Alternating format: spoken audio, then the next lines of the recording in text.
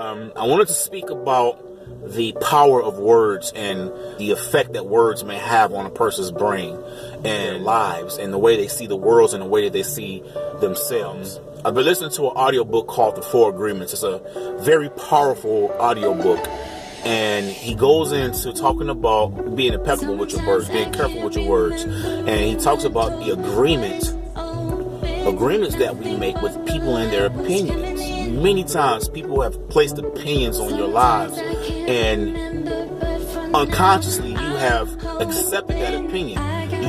You'll come into an agreement with that opinion, and then that opinion becomes your belief system. Example, he gives in the audiobook, he talks about a young child, a little girl who loves to sing. She sings a lot and she dances.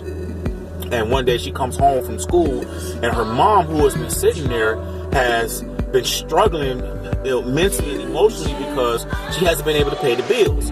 And the little girl is just singing and doing what she naturally does, and she's getting louder and louder, and the mom is stressing, and eventually she lashes out at her daughter and says, "Stop singing, you sound horrible." And in that moment, this little girl, she makes an agreement with herself that I sound horrible, and it became her truth. She stopped singing after that. She became depressed. She had a hard time expressing herself emotionally, all because of a word. Sometimes, people would place their limits on you. They place their doubts and their fears on you, and say, this is what you should do. You should never do this. You should never dream. I've had people looking at me crazy because I quit my job. They say, "Oh, you shouldn't do that. This is not something you should be doing." But at the end of the day, it's up to me to accept that opinion as truth. So often we accept the limitations that people place on us, and we accept those limitations as our truth, and we continue to make what I like to call now contracts. I call them contracts now. You make these contracts with yourself.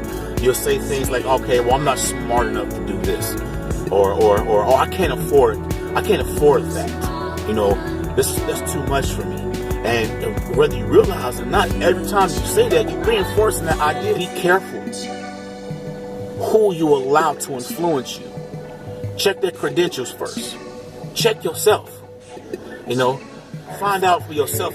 Have you accepted contracts with yourself that will not allow you to be able to live a fulfilling life? And be encouraged that no matter what you're doing in your life, you can accomplish your dreams. And at least try. Don't allow yourself to be limited by other people's perception of what they feel like you should.